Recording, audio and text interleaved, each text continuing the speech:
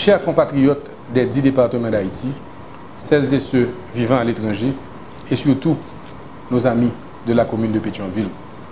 Chaque année, comme à pareille époque, je tiens à me présenter devant vous pour vous exposer le bilan des démarches et des actions que j'ai menées au Parlement en votre nom. Je rappelle que l'année législative se termine le deuxième lundi du mois de septembre à minuit. Ce serait difficile pour moi, en 20 minutes, de vous présenter en détail toutes les batailles que j'ai menées. Cependant, je vais essayer, autant que possible, de limiter ma présentation du jour à une vidéo de 20 minutes qui sera disponible en ligne, notamment sur mes comptes Twitter et Facebook, de telle sorte que vous puissiez les partager et que toutes celles et ceux qui ont la chance de m'écouter puissent réagir en me faisant parvenir leurs critiques, leurs avis, leurs recommandations. Cela me permettra d'être parlementaire plus efficace durant l'année 2019, qui, je vous le rappelle, est la dernière année de la 50e législature. La première démarche qui a été la mienne, je le disais, est donc cette bataille pour l'amendement de la Constitution. Pendant un an, à la tête d'une commission spéciale, nous avons sillonné le pays. Nous avons rencontré tous les secteurs de la vie nationale pour avoir leur opinion sur l'amendement de la Constitution.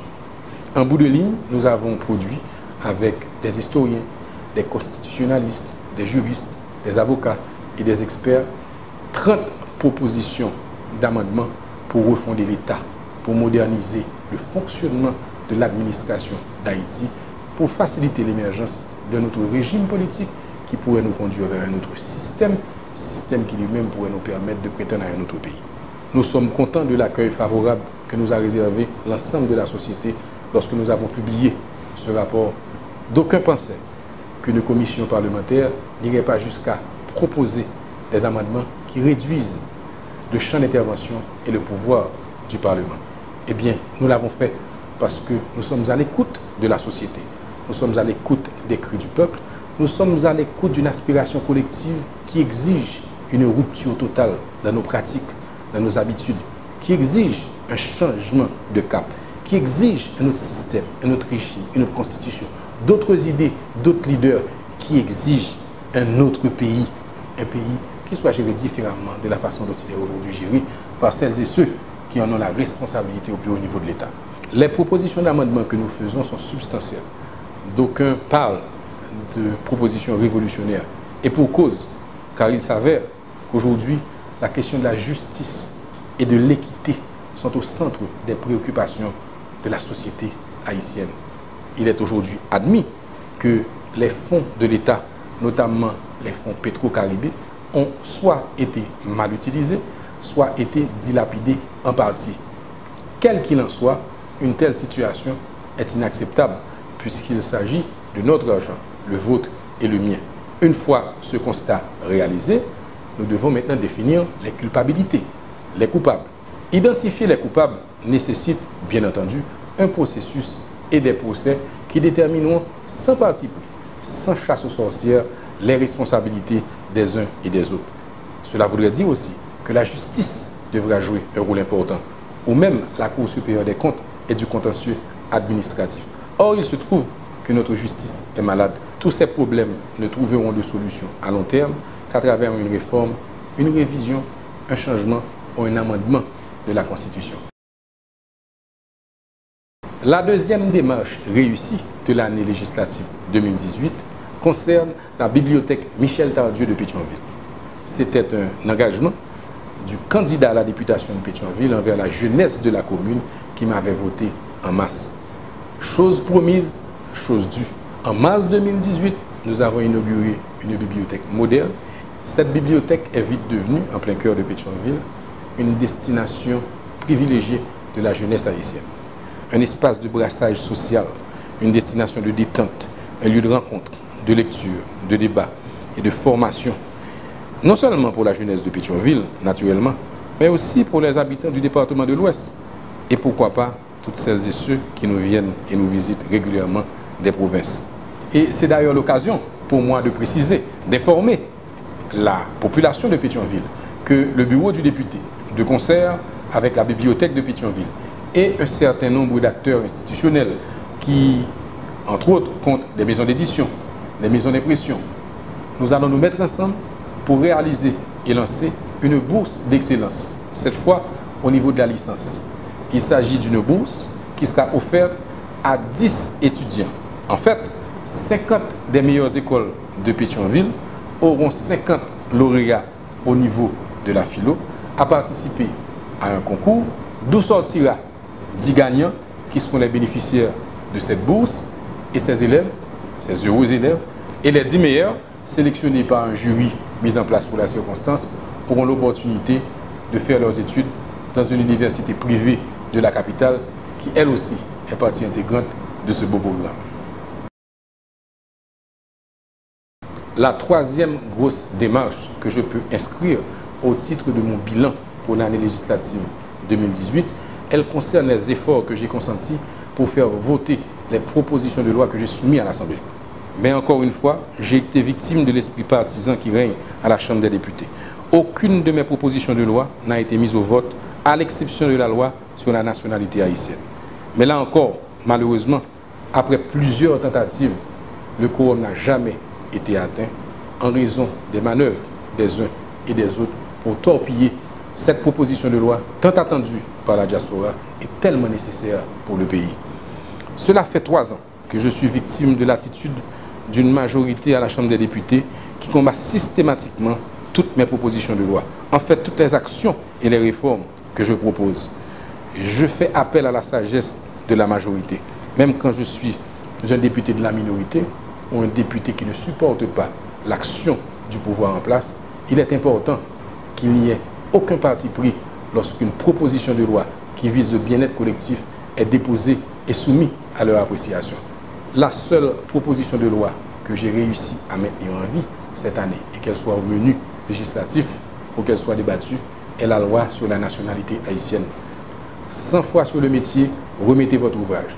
Je vais continuer à me battre en 2009 pour m'assurer que cette loi soit débattue. Mais pas seulement cette loi, toutes les autres lois que j'ai proposées et que le pays attend. Je veux parler d'un côté de la loi sur le crédit bail qui va permettre aux jeunes des classes moyennes, des classes paysannes et des classes défavorisées d'avoir accès à des financements pour leurs activités personnelles, commerciales ou même leurs petites et micro-entreprises. Je veux parler aussi de la loi sur la police nationale d'Haïti, institution ô combien importante pour sécuriser les vies et les biens. Il est temps que pour la police nationale, il y ait un cadre légal moderne. La loi qui a créé cette police nationale date de 1994. Elle est également dépassée et la proposition de loi que j'ai soumise à l'Assemblée est une proposition de loi qui va aider la police nationale à se moderniser, à faire face aux nouveaux défis qui l'attendent. Et surtout, qui va permettre aux policiers d'avoir accès à des avantages sociaux plus importants. Et c'est à la police nationale d'assurer cet environnement sécuritaire et adéquat pour permettre les investissements que nous attendons tous afin que nous puissions créer les emplois qu'il faut pour garder nos jeunes en Haïti. La quatrième démarche que je peux mettre au crédit de mon bilan officiel cette année, c'est tous les travaux que j'ai menés en région et dans les différentes communes de la capitale avec la commission spéciale sur l'amendement de la Constitution. Vous ne vous imaginez pas toutes les rencontres que nous avons alignées, tant à Port-au-Prince qu'en province, pour restituer les travaux de cette commission à tous les secteurs qui avaient participé au travail de consultation et auxquels nous voulions donner la preuve que leur opinion, leur participation était effective dans le travail de la commission. Et ces voyages à travers le pays m'ont permis de comprendre combien les Haïtiens étaient effectivement attachés à l'idée, au projet de doter le pays d'une nouvelle constitution, d'une nouvelle loi mère, d'un nouveau projet de société qui reflète un peu mieux les aspirations d'aujourd'hui. La cinquième démarche systématique et continue de ma part durant cette année législative 2018 concerne les efforts que j'ai déployés pour contrôler l'exécutif. Nous avons mené une bataille sans merci, notamment au niveau médiatique, pour dénoncer ce que nous appelons les déficits records inacceptables du pouvoir Moïse Lafontaine. Ces déficits ont eu pour corollaire la chute vertigineuse de la goutte par rapport au dollar, et surtout, malheureusement, l'inflation qui nous cause aujourd'hui une situation inacceptable pour les couches défavorisées qui subissent la hausse également vertigineuse des prix des produits de première nécessité. Le contrôle de l'exécutif est une fonction essentielle du parlementaire et je me suis assuré, à travers les commissions permanentes à la Chambre, dont je suis membre, de rester véatif et vigilant face à tous les écarts commis par nos ministres et nos dirigeants. Souvent, mes actions ont été médiatisées, d'autres ne l'ont pas été, car le travail parlementaire doit certainement se faire devant les caméras et les micros de la presse. Mais très souvent, par souci d'efficacité et aussi par respect du protocole républicain et eu égard à la nécessité de traiter certains dossiers d'État dans la plus parfaite confidentialité, souvent nous avons eu des discussions orageuses avec des ministres, des secrétaires d'État, en dehors des caméras, en dehors des micros, pour les porter à corriger le tir de leurs actions, ce qu'ils ont souvent fait et ce qui a été souvent au bénéfice de la collectivité, de l'économie et de la société en général. La sixième démarche que je peux mettre au bilan de mon actif au Parlement durant l'année législative 2018 concerne la bataille menée contre l'ex-premier ministre Jacques Guy Lafontaine, dont le gouvernement incapable et irresponsable a montré pendant 18 mois d'une gestion douteuse, pour ne pas dire calamiteuse, l'étendue de toute son incapacité. C'est d'ailleurs cette incapacité à gérer, donc cette incapacité à planifier sereinement l'avenir, qui a porté ce gouvernement à prendre des mesures pour augmenter les prix des produits pétroliers à la pompe, alors que les conditions n'étaient pas réunies pour le faire. Cette malencontreuse décision a amené aux 2 journées malheureuses du 6 et 7 juillet 2018. Pendant 2 jours, les images d'Haïti, un pays à feu et à sang, ont fait le tour du monde, causant un dommage irréparable aux efforts que nous nous devons de consentir pour retrouver notre place sur la carte touristique régionale et même internationale. Suite à ces émeutes, j'ai été le premier parlementaire à demander à Jacques Guy Lafontaine de démissionner sans condition, lui et son gouvernement au complet. Joignant la parole aux actes, je me suis livré à une campagne médiatique pour sensibiliser mes collègues à la Chambre des députés sur la nécessité de donner à Jacques Guy Lafontaine un vote de censure, car 16 de mes collègues avaient pris avant moi la judicieuse décision d'interpeller le Premier ministre Jacques Guy Lafontaine pour les graves violations de la Constitution dont il s'était rendu coupable. Ainsi, ce 14 juillet 2018 fut un jour important dans ma carrière politique, car c'est le jour où la Chambre des députés reçut le Premier ministre Jacques Guy Lafontaine venu défendre son bilan, ce qu'il ne put pas faire puisque coup de théâtre oblige, devant cette auguste assemblée qui lui avait fait confiance, il a remis ses démissions, répondant ainsi aux injonctions de la minorité qu'il avait mis en demeure de partir pour paver la voie à un autre gouvernement plus capable, plus réaliste, plus compétent et plus intègre. Mais ne doutez jamais que si le gouvernement qui a succédé à celui de Jacques Guy Lafontaine prend le chemin similaire, il trouvera sur ce chemin le député Géry Tardieu, votre représentant au Parlement, qui livrera la même bataille jusqu'à ce qu'un jour nous puissions prétendre à avoir au timon des affaires un gouvernement digne de ce nom. La 7e démarche que je peux considérer comme étant majeure dans le bilan officiel de mes activités durant l'année 2018 est celle concernant toutes mes actions au profit de la commune de Pétionville. D'abord, principalement et prioritairement, je me suis assis avec les autorités de l'exécutif, notamment celles du ministère de l'Économie et des Finances, pour demander que soit budgétisé dans la loi des finances rectificatives des fonds devant être alloués à certains projets majeurs dans Pétionville. J'ai ainsi gagné une première manche puisque j'avais obtenu que l'on mette 529 millions de gourdes pour la réhabilitation de la route de Pernier. Cependant, dans les discussions au niveau du vote du budget, un groupe de députés qui était majoritaire s'est arrangé pour amputer ce montant de 150 millions de goudes réaffectés aux travaux de réhabilitation des routes du Grand Sud. Je ne me suis pas découragé pour autant. J'ai été dans la foulée de cette session rencontrer le Premier ministre nouvellement désigné et le nouveau ministre de l'économie et des finances pour lui demander de remettre dans la loi des finances le budget qui manque pour terminer, finaliser, réhabiliter la route de Pernier.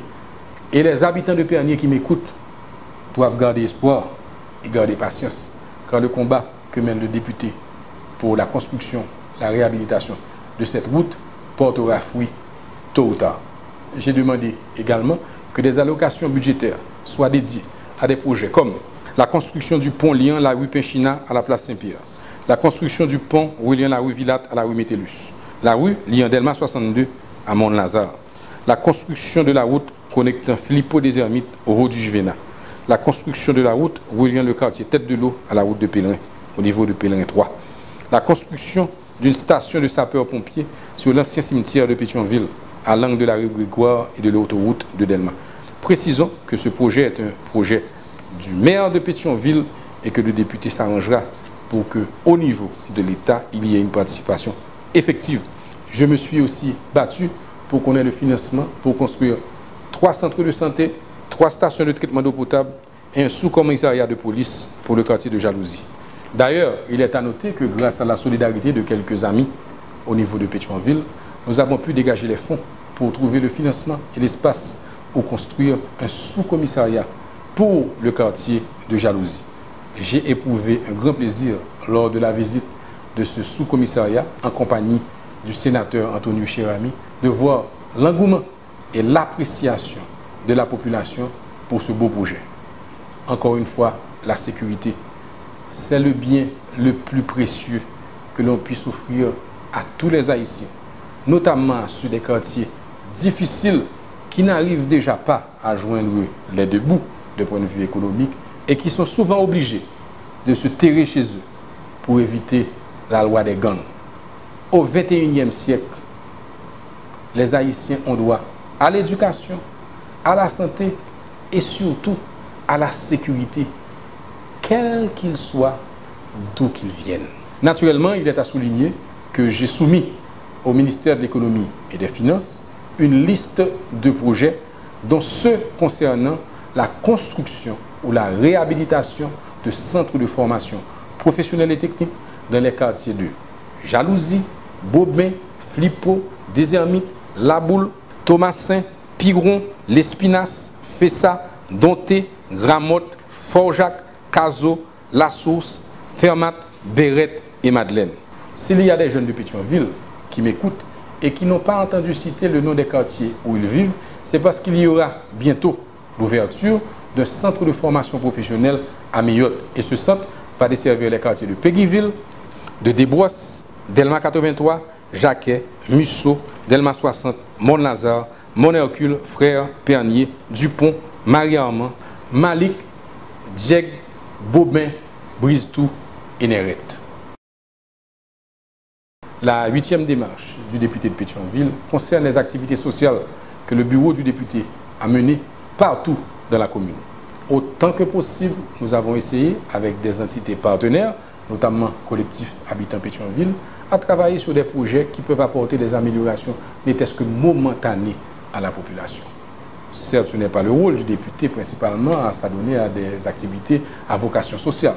Mais ce que je fais, je le fais à titre privé et surtout en partenariat avec des entités, des associations qui elles-mêmes sont dans des activités philanthropiques, sociales et humanitaires. Je pense particulièrement à AFADET, Association Femmes dévouées Thomasin, et au collectif Habitants Pétionville, dont la dynamique et vaillante présidente Nancy Vilsé nous a accompagnés tout au long de l'année dans toutes les activités sociales que nous avons menées. À côté de mes activités dans le social, dans la commune de Pétionville, je suis resté très proche de la population, surtout lorsqu'il fallait que j'intervienne en cas de litige, en cas de problème. C'est ce que j'ai fait souvent dans des cas où des institutions de la commune étaient en porte-à-faux ou en difficulté. ou en désaccord avec les citoyens de la commune. Je prends deux exemples pour illustrer le travail de médiation que j'ai pu réaliser pour essayer de résoudre des problèmes, des conflits qui opposaient les citoyens de Pétionville à certains organismes, certaines entités qui représentent l'État. Pour ne pas les citer, prenons la construction sur la place Saint-Pierre d'un bloc sanitaire, construction à laquelle se sont opposés un nombre important de citoyens qui ont estimé que sur une place historique, en face de l'église mythique de Saint-Pierre, ces toilettes que d'aucuns qualifiaient de latrines n'avaient pas leur place. Après bien des discussions, après bien des échanges, j'ai réussi à porter la mairie de Pétionville et la DINEPA à stopper ce projet.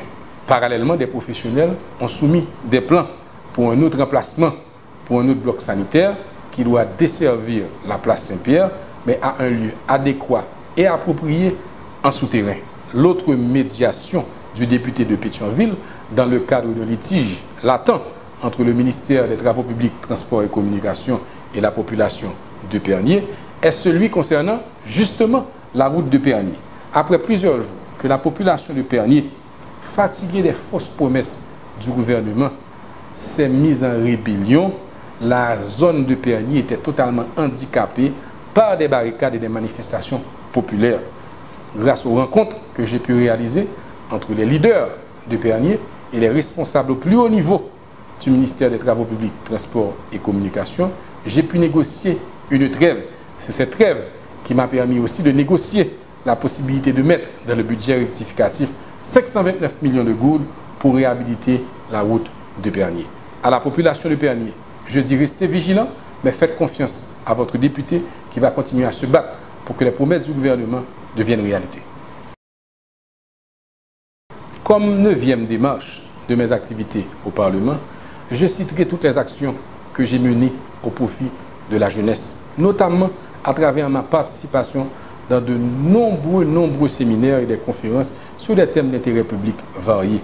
À chaque fois qu'il était nécessaire de répondre présent à un groupe de jeunes, à un comité de jeunes, à un comité d'étudiants, à un cercle littéraire, à des comités jeunesse, n'hésitez pas à communiquer avec moi à travers les médias sociaux. Bien que ce message s'adresse à tous les Haïtiens et toutes les Haïtiennes, au pays comme en dehors du pays, mais surtout à celles et ceux de Pétionville, je dirais qu'il s'adresse spécialement à la jeunesse de mon pays. Une jeunesse qui a prouvé en 2018 qu'elle tenait à ne plus être passive devant l'inefficience, l'inefficacité et l'irresponsabilité de nos dirigeants. Je dis à cette jeunesse qu'elle doit garder le flambeau de la mobilisation allumé, mais pas seulement pour se battre et demander justice, reddition de comptes, mais aussi pour se préparer aux prochaines élections à aller voter d'autres leaders qui auront compris qu'aujourd'hui, Haïti a besoin de changement, de rupture, et même, pour répéter certains, au risque de faire peur, d'une révolution, mais d'une révolution des mentalités, d'une révolution des façons de faire, d'une rupture intégrale de la façon dont nos élites au plus haut niveau, pouvoir exécutif, pouvoir législatif et pouvoir judiciaire, s'occupent des affaires de la cité. 2019, entre juin et septembre pour être plus précis, c'est aussi l'année où nous avons la possibilité d'amender la Constitution.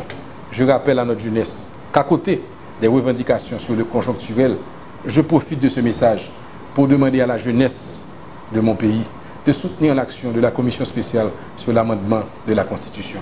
Faites pression sur vos élus dans toutes les communes, dans tous les départements, pour qu'ils comprennent la nécessité de voter ces propositions d'amendement entre juin et septembre 2019. Notre bataille pour la reddition de comptes, notre bataille pour la justice, notre bataille pour une gestion saine des deniers de l'État passe par une mobilisation sur les médias sociaux, elle passe par une mobilisation dans la rue, mais elle passe aussi par une mobilisation dans les textes de loi, notamment la Constitution. C'est pour cela que je vous promets de continuer à me battre pour que ces propositions courageuses d'amendement, capables d'enfanter un autre système, un autre régime et un autre pays, trouvent l'aval d'une majorité de parlementaires. Je suis confiant que ces derniers comprendront la nécessité d'aller dans le sens de l'histoire. Il y va de la survie du Parlement. Il y va de leur capacité à redorer le blason d'une institution décriée avec un déficit d'image important. La seule façon pour le Parlement de la République d'Haïti de redorer son blason, de retrouver un minimum de crédibilité est de montrer à la nation qu'elle est à l'écoute de leurs aspirations, qu'elle est à l'écoute des cris du peuple, qu'elle est à l'écoute de la commission spéciale sur l'amendement de la Constitution qui fait écho à ces revendications à travers les 30 propositions d'amendement sur lesquelles ils ou elles auront à se prononcer sous peu. Car, et ce sera ici mon dernier mot, il est presque trop tard. Tant nos élites ont échoué à mettre en place un projet de société à la grandeur des aspirations des héros de l'indépendance. Aujourd'hui, Haïti est un pays déchiré, est un pays avec le peuple en rupture de confiance avec le système. Le système étant représenté par le président, le premier ministre, les parlementaires, les magistrats, ou tous ceux qui incarnent une fonction d'autorité dans l'État. Ce pays, ce peuple, cette société est en rupture de confiance avec le président de la République qui n'a pas tenu ses promesses et qui n'a pas su mener la Banque nationale à bon port. À tel enseigne qu'aujourd'hui, l'angoisse et l'inquiétude demeurent. Un pays, une société et un peuple en rupture avec la police nationale même, quand on voit dans quelles conditions aujourd'hui les zones de non-droit redeviennent une réalité, et il y a des quartiers où les Haïtiens et les Haïtiennes ne peuvent plus se rendre. Toute cette situation que je décris cristallise la nécessité que finalement nous ayons un véritable dialogue. Nous ne pouvons plus, au XXIe siècle, continuer à vivre dans une société d'exclusion et de barbarie. Nous avons le droit de prétendre à mieux. Nous avons le droit d'aspirer à un autre pays où il fait bon de vivre pour tous les Haïtiens, quelles que soient leurs conditions sociales, quel que soit leur niveau économique, quelle que soit leur appartenance idéologique ou religieuse.